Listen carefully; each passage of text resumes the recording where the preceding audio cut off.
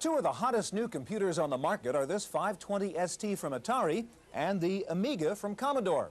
What can they do and which one may be right for you? We'll help you find out today as we take a look at two new computers with a lot of power for the price on this edition of the Computer Chronicles.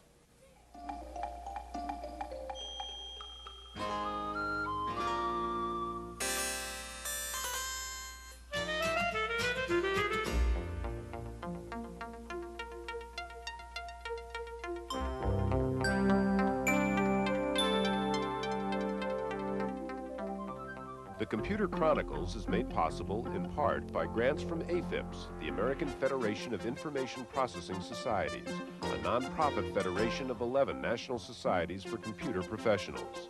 AFIPS, Leadership and Service in Computer and Information Technology. Additional funding is provided by McGraw-Hill, publishers of Byte. Byte's detailed technical articles on new hardware, software, and languages cover the latest in microcomputer technology worldwide. Byte, the international standard.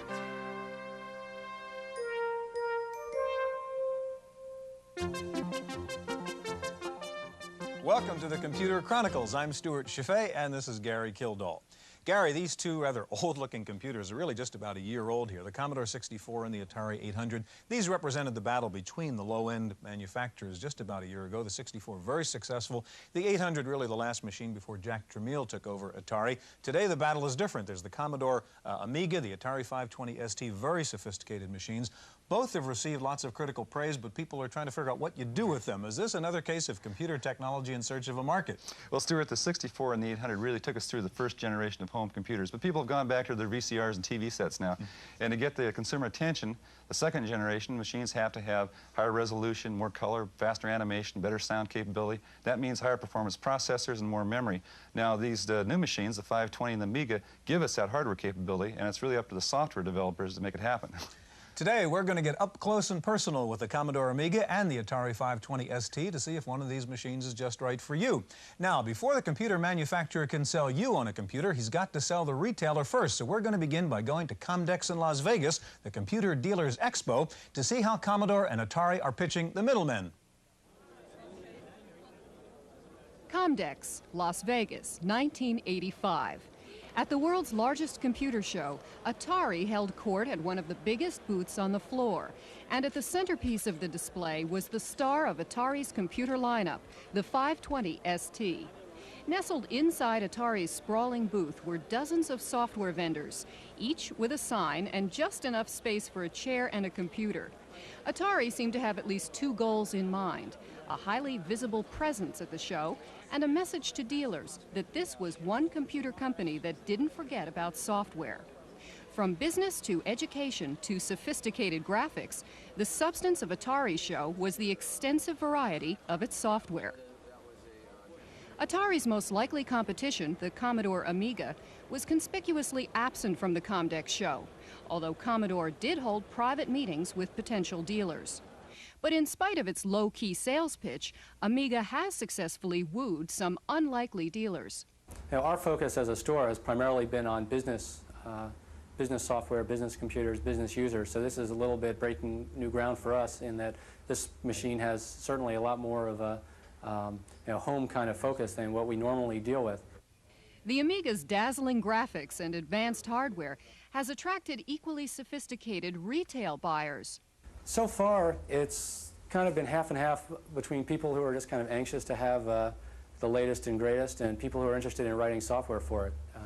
There are a lot of people who are extremely interested in writing software who haven't got into it yet because they're just kind of hanging in there waiting to see what the consumer response is going to be, and the consumer response has been great.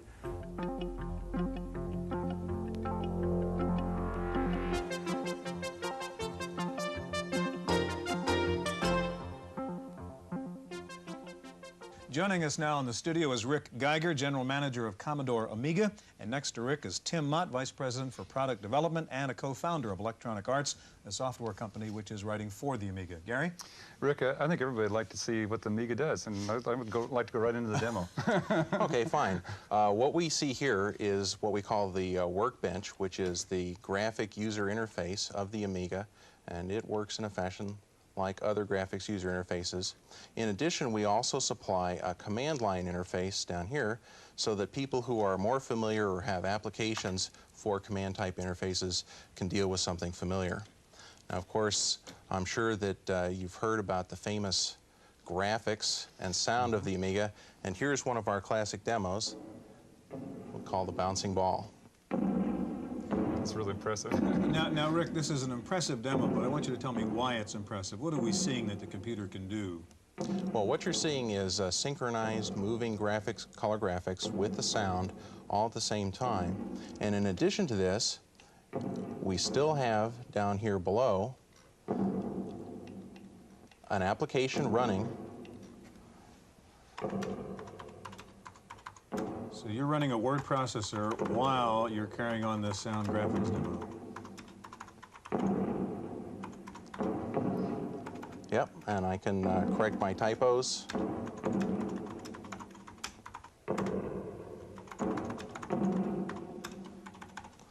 Now, Rick, we've heard a lot about special graphics hardware that's available on the Amiga. What basically is behind this? Well, what's behind this is 25 DMA channels. You may want to lower the bouncing ball, Rick, so we can hear you a bit of sound, if you could. Thank you. That provides for all of the graphics rendering functions, the hardware bit-blit, all of these controlled by DMA channels so that they don't load down the 68,000. And in fact, in my office, I frequently run a telecommunications application along with word processing while simultaneously doing printing. So I'm sure you're familiar with the popularity of the sidekick type programs, and with the multitasking features of the Amiga, this makes those kinds of things very simple to do. Oh, go ahead. Yeah. Okay. Yeah, Tim, I want to get you in this. Electronic Arts is kind of going heavily into writing for Amiga, as I understand it. Tell me, number one, why you're excited about writing for a machine like that. Well, the first reason is when we started the company 3 years ago, we envisioned a home computer of the future that would support much higher quality audio-visual effects than was possible 3 years ago. And we knew enough about the technology and custom VLSI technology to realize that that was something that was going to happen around this time frame. And when we first saw the Amiga, which was in prototype form about 2 years ago, it was real clear that that was a machine that had this kind of potential. Okay, it looks like Deluxe Paint is up here and running, so... Okay, is that one of EA's new products for Amiga? Right, Deluxe Paint is the first in a series of creativity products for the Amiga. Deluxe Paint is a painting program. In addition to all the usual features that you find in a painting program, it's got some unique features. Okay, like... Rick, you going to show us what goes on here while Tim talks? Is that what's happening? Yeah. Yeah, this, we're still loading up some disk files up, so they'll be up in a moment. Now, so how do you see someone using Deluxe Paint? This is, you say, creativity tool? It's a creativity tool. It's unusual in that it has enough features and powerful enough features for a professional user, but also has a lot of simplicity in the way you use it, such that it will be usable by consumers and people in the home. What other kind of tools would you be coming out with? Well, as I said, this is the first in a series, all of which will enable data to be exchanged between them. There's a deluxe printing program which will make it very easy to create banners and meeting notices, greeting cards, things like that. There's a deluxe music construction set, which is a version of a product that we currently have available on the Macintosh for music composition. And the last one in this series is Deluxe Video Construction Set, which will make use of the unique video features of the machine to enable someone to very simply put together video special effects. Okay, what we see here is a rendering of Botticelli's Venus. Now, is that an original piece of art done on the Amiga or a digitized version? No, that was done from scratch on the Amiga using this paint program. And someone knew how to use the program. Right, this was done by a graphic designer. Okay. Here's another piece that was done. This is a picture of King Tut. You'll see here that what Rick's doing is using the menu features of the Amiga to bring in additional drawings.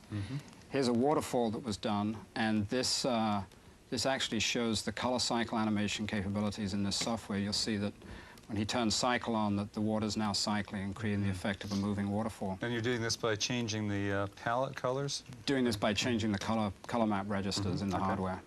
Rick, briefly, this is very impressive stuff, but people are asking the question, as Gary and I talked about at the beginning of the show, of who do you think is going to buy the Amiga? Where do you see it being used? Well, I think the major strong point of the Amiga is that first and foremost, it's a powerful general-purpose computer. Added onto that is multitasking built in from the beginning. Then we took a look at what are the kinds of constraints that people bump into in trying to get their personal computers to do different things. And those are typically anytime they start to do any graphics, the performance goes away. Anytime they try and do any sound, the performance goes away. So if you want to design a friendly graphics user interface, then the very first thing you start having is performance problems. And with the custom hardware, we've been able to take care of all of that. Okay, gentlemen, thank you very much. So we've gotten an introduction to the Commodore Amiga. In just a minute, we'll look at the Atari 520 ST, so stay with us.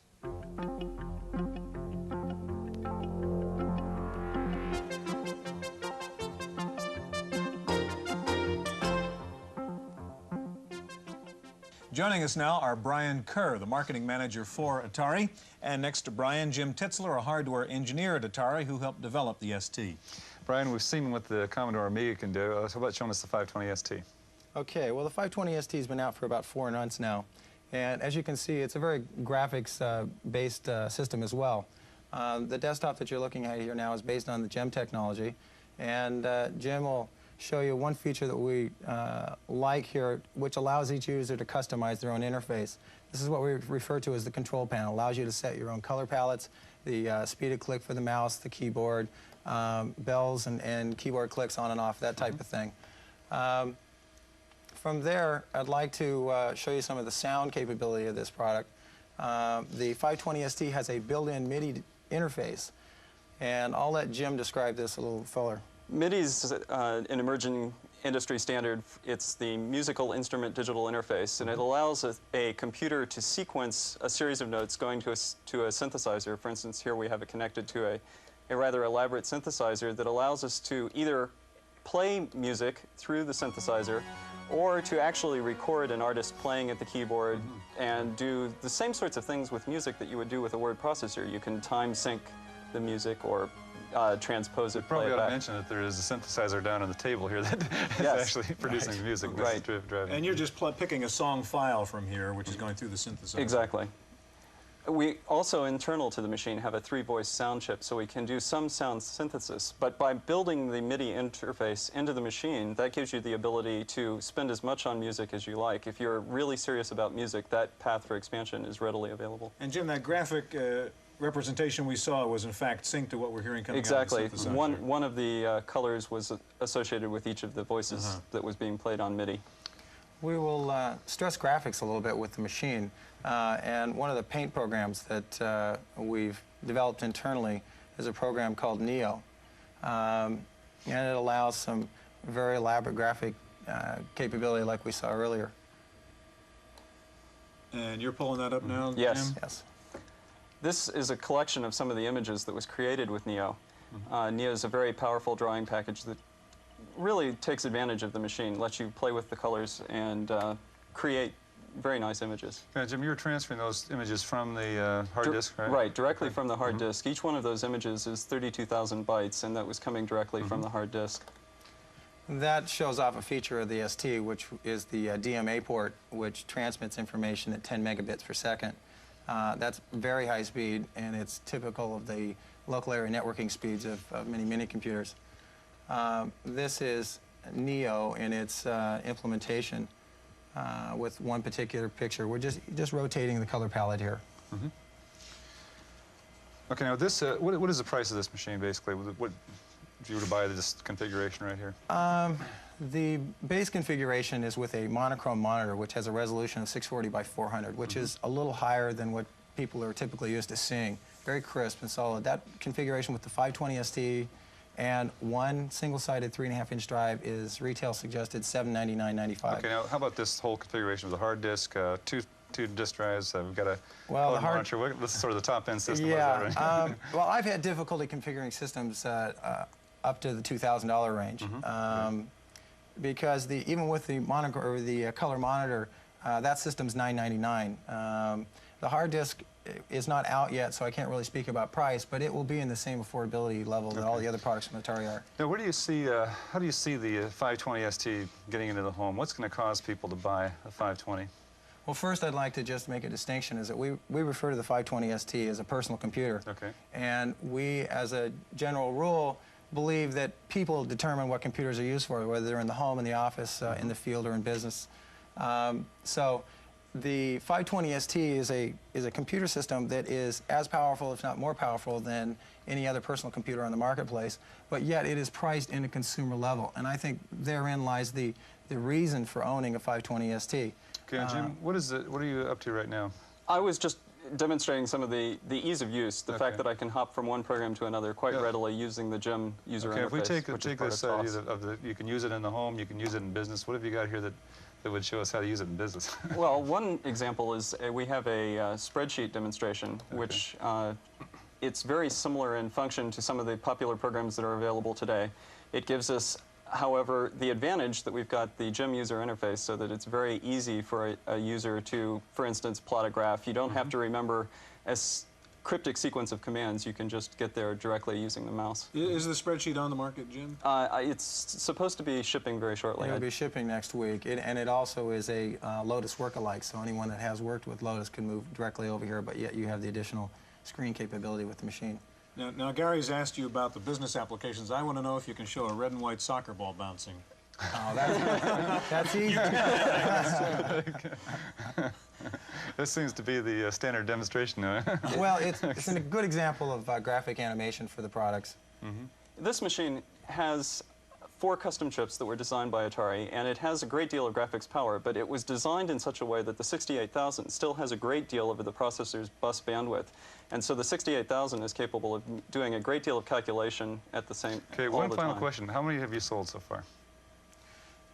We released numbers at the end of the third quarter that we had shipped over 50,000 units. Now, you have to understand the ST is shipping and has been introduced worldwide, and we are marketing the product in over 30 countries around the world. Gentlemen, we've got to go. Both machines very impressive. Of course, one of the questions is, where is the software? We went out and talked to a software developer about that question. Wendy Woods has the report.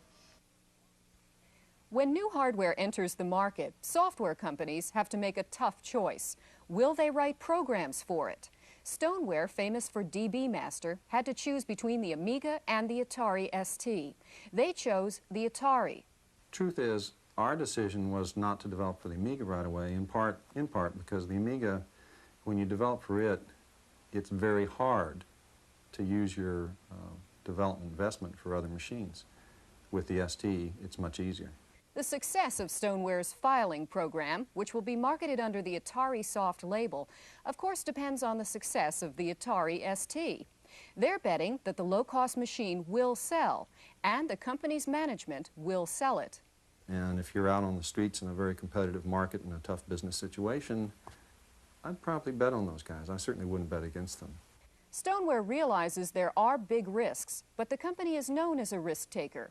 Stoneware wrote the first serious business software for the Apple and the Macintosh. The hundreds of thousands of programs they've already shipped are testimony that they made the right choice. In the case of the ST, Stoneware expects the machine's revolutionary low price will make it a big seller. Stoneware eventually plans to make software for the Commodore Amiga, but for the moment they'll concentrate on more Atari ST products, certain that getting in there first with low-price software for a low-priced machine will pay off. For the Computer Chronicles, I'm Wendy Woods.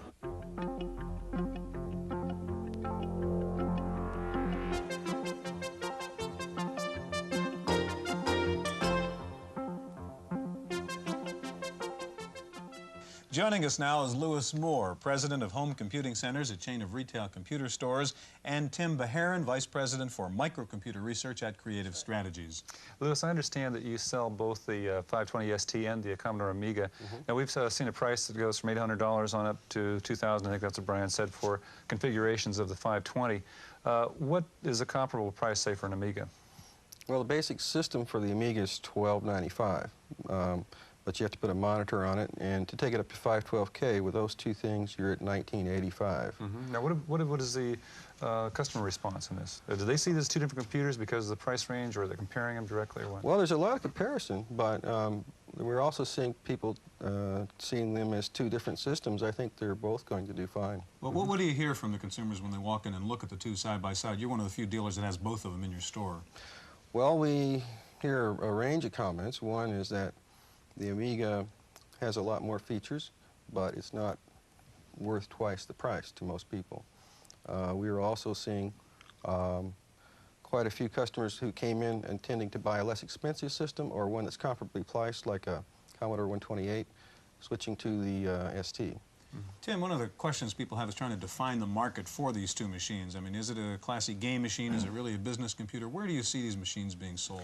Well, in the Atari category, because of the Atari name and image in the past, it is looking more towards a home game entertainment market rather than a business crossover.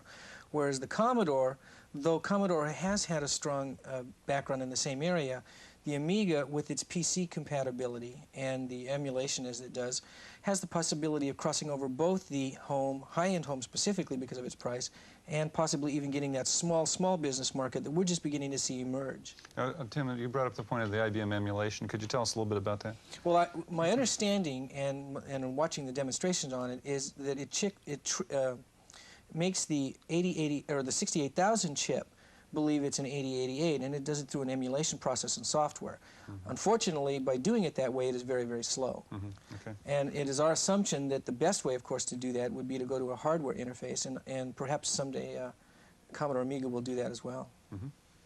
Lou, apart from the Amiga versus the ST, how are they positioned versus the other machines? I mean, is Amiga really going up against Mac? Is that how buyers are perceiving this?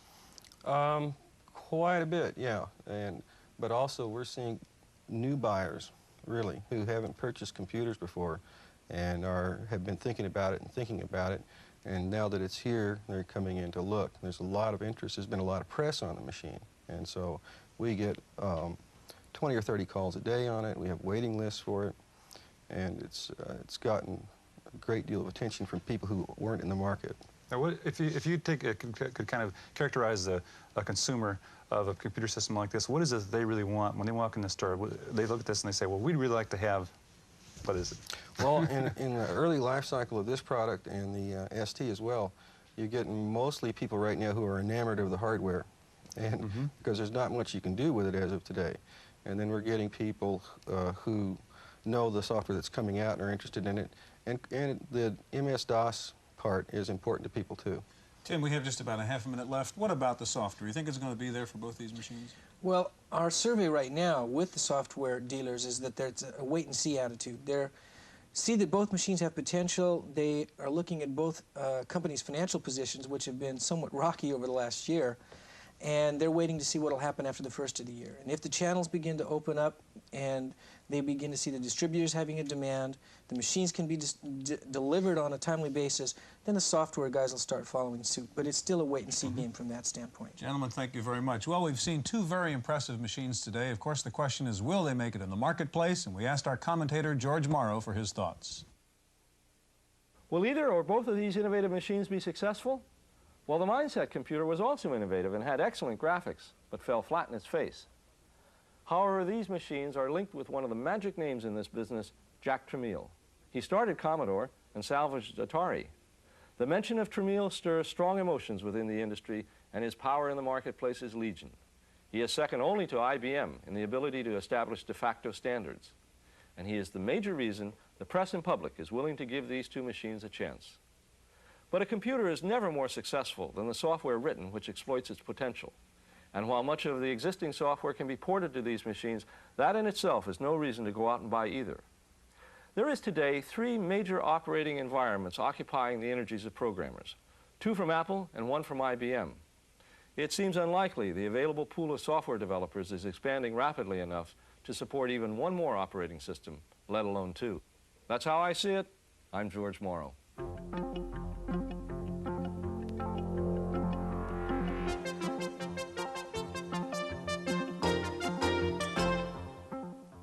In the Random Access file this week, an encouraging report, if you're a consumer, that software prices are going to fall. Several industry executives and analysts are predicting price cuts for all kinds of software, from games to business packages. A DataQuest report says there are now 27,000 software programs on the market, with a new product being introduced every 11 minutes. One New York analyst predicted that software prices could fall by as much as 50% by next year.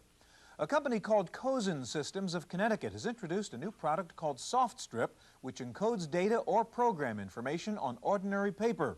These strips can then be read by a scanner directly into a computer. Cozen says 17 magazines and text publishers will soon be including the soft strips in their publications. That means you can just slip the page into a scanner and enter the data or program directly into your computer. Desktop publishing was one of the hot topics at the recent COMDEX show. Some vendors were showing complete personal publishing systems for under $10,000, and there were also new laser printers for under $2,000. And you know PC publishing must be hot when in today's climate, 2 new magazines have just been introduced on the subject, desktop publishing and personal publishing. Time now for this week's software pick, and here's our reviewer, Paul Schindler. When I was a kid, if you wanted to buy and sell things, you did it on a Monopoly board. We used to play for days on end. Eventually, it got a little dull because you always knew the prices, and eventually you got to know Community Chest and Chance pretty well, too. Well, since greed is such a fundamental human emotion, it was only a matter of time before a trading game came to the world of personal computing. It's here. Its name is Wizard of Wall Street. This program has a great opening screen. You begin each month of trading with research and a review of your net worth. It's interesting that new research costs money, but old research reports are free. You can buy and sell, or, for the esoteric, there are puts, calls, and options. This is a real-time game with a news ticker and a stock ticker. If you don't execute your trade fast enough, prices change and you make or lose money pretty fast. If you panic, you can freeze the trading day to give yourself time to think about things. Wizard of Wall Street was written by Multisoft of San Rafael, California, and is distributed by Synapse Software. The program offers a lot of fun for $45. For the Computer Chronicles, I'm Paul Schindler. The Japanese company Ricoh has introduced a fascinating new product called the Write Board. It's an electronic blackboard, it's actually white, that automatically captures whatever is written on the board and saves it in a computer. You can then display the blackboard's contents on CRTs at other locations or get hard copy printouts to keep a record of what was on the board. The Ricoh Write Board can handle graphics as well as text. In our legislative update file, the United States, Japan, and Canada have agreed to eliminate most tariffs on computer parts and peripherals. The American trade representative to the negotiations said the agreement would lower costs in the U.S. and save the industry about $172 million a year. A major computer problem at the Bank of New York last week held up the delivery of $25 billion in government securities. The computer problem forced a large overnight loan from the Federal Reserve Bank and temporarily drove federal fund interest rates down when reserves rose after securities were not delivered. The transfer of government securities is done almost exclusively by computer with no actual paper transactions. This was reported to be the biggest computer snafu ever in the federal banking system. Finally, if you own a new Buick Riviera, you are the proud owner of 10 computer systems hidden inside your car. The 1986 Riviera's computer system takes over the functions of 91 controls and gauges found on conventional cars. All the computer controls are represented on a touch-sensitive computer screen, and when you take the car in for servicing, the mechanic simply plugs your computer into his computer, and the car's systems report out on what's wrong. Maybe. That's it for this week's Chronicles. We'll see you next time. The Computer Chronicles is made possible in part by grants from AFIPS, the American Federation of Information Processing Societies, a nonprofit federation of 11 national societies for computer professionals. AFIPS, leadership and service in computer and information technology. Additional funding is provided by McGraw-Hill, publishers of Byte. Byte's detailed technical articles on new hardware, software, and languages cover the latest in microcomputer technology worldwide. Byte, the international standard.